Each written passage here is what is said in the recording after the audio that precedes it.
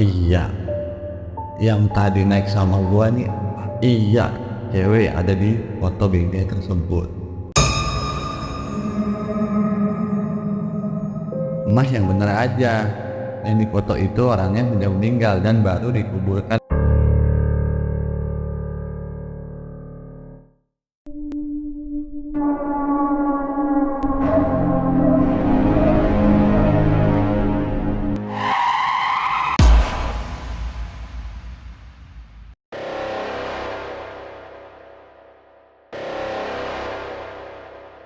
Assalamualaikum warahmatullahi wabarakatuh. Selamat malam teman-teman, dan semoga teman-teman semua selalu dalam keadaan sehat walafiat, dan teman-teman semua selalu dalam lindungan Allah Subhanahu wa taala.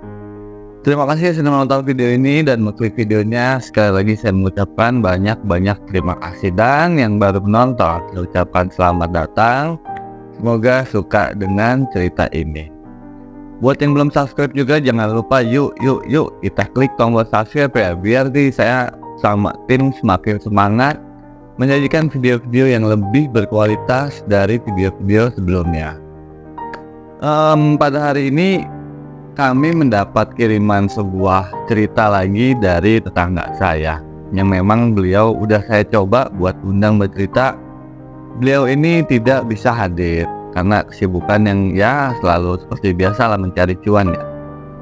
Kisah ini adalah Mas Edi sebagai pengemudi ojol, dimana pada waktu malam itu Mas Edi mendapat penumpang, dan penumpangnya ini sangat cantik dan sangat menawan lah. Namun sangat disayangkan penumpang ini bukanlah penumpang manusia, melainkan penumpang gaib ya. Bagaimana untuk keseluruhan ceritanya? Bisa kita saksikan video ini sampai habis, dan jangan lupa nih, ambil pesan terbaik dari setiap kejadian di dalam video ini. Tanpa banyak bicara lagi, begini ceritanya.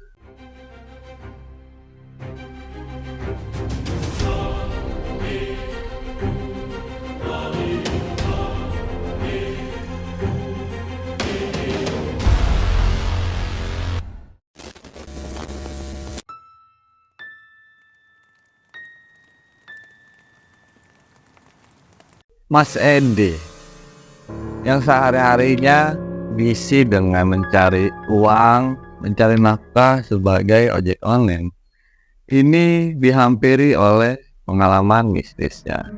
Jadi pada waktu itu di tahun 2015, ini Mas Edi pengen narik ke sebuah daerah, tepatnya di perbatasan Depok dan Jakarta. Ya, kita semua tahu lah bahwa memang ojek online ini banyak orderan ya, kemana-mana ya, dapat pentalan-pentalan lah ya, entar ke Bogor, entah ke Tangerang, atau nggak ke Bekasi ya, kemanapun lah. Pada malam itu titik penjemputan Mas Edi ini berada di daerah Sawangan, dan titik tujuannya ini berada di Puri Cinere.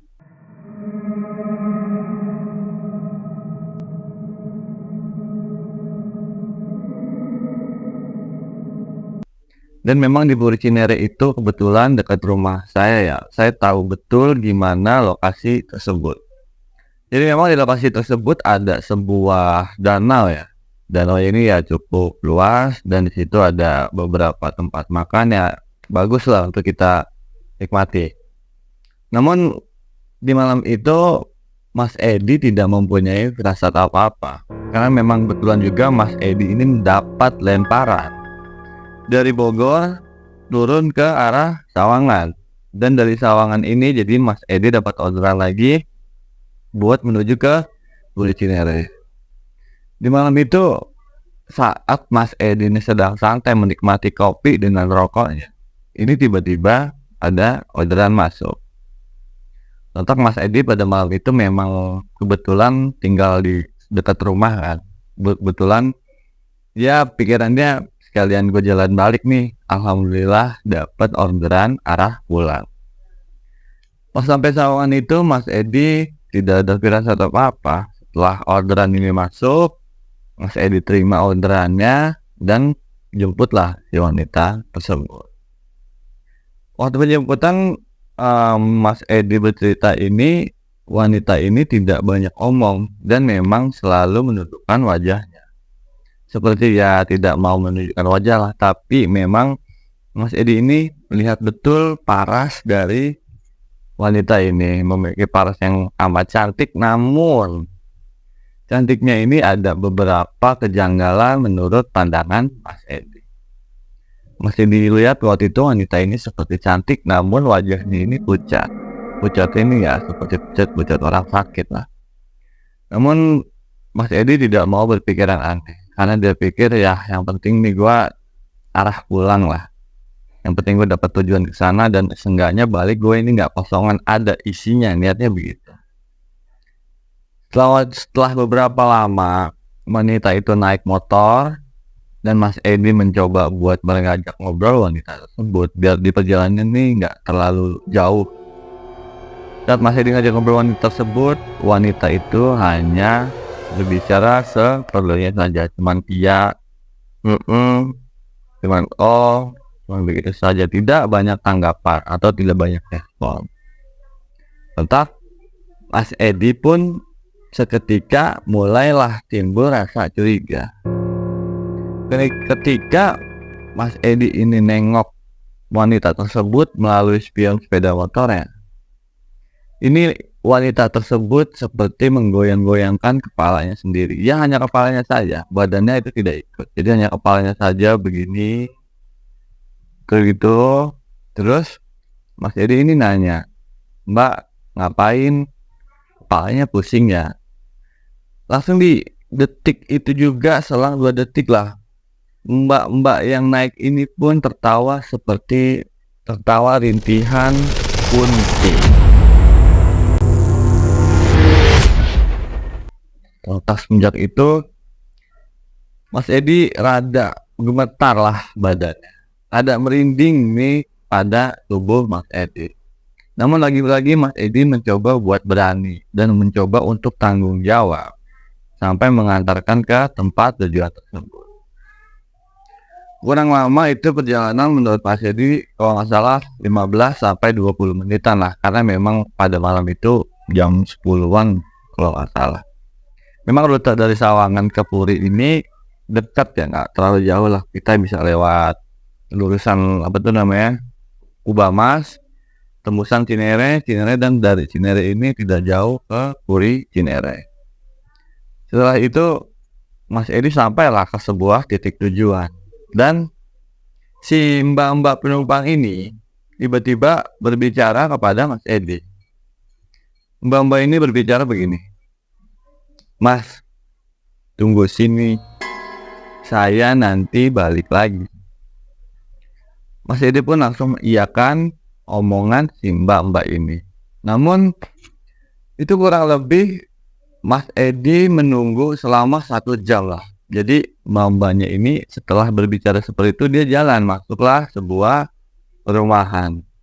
Memang dari tadi ini Mas Edi sebelum masuk ke arah rumah itu atau saat melewati jalan Puri Cinere ini, itu Mas Edi ini melihat ada bendera kuning. Biasanya kan kalau orang ada bendera kuning itu ada yang meninggal ya. Memang Mas Edi melihat bendera kuning itu.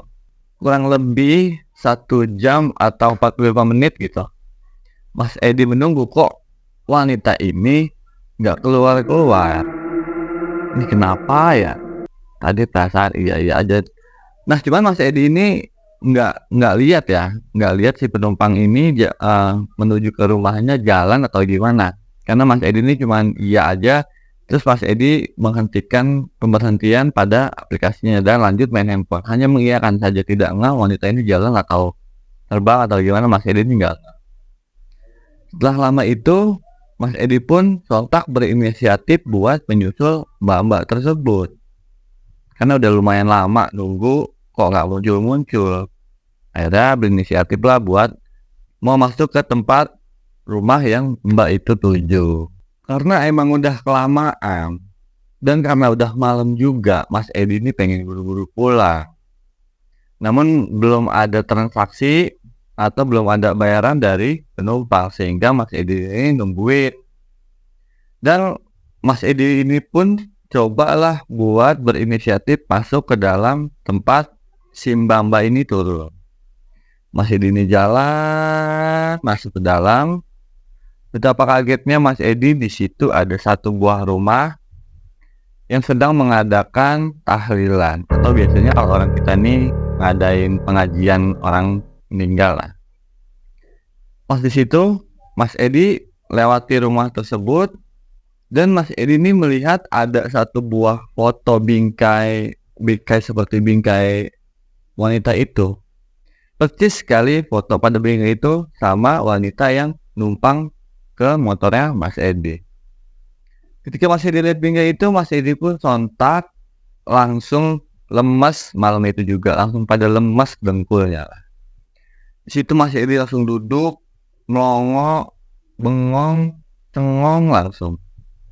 Ditanyalah sama salah satu penduduk di rumah tersebut yang lagi mengadakan tahlilan.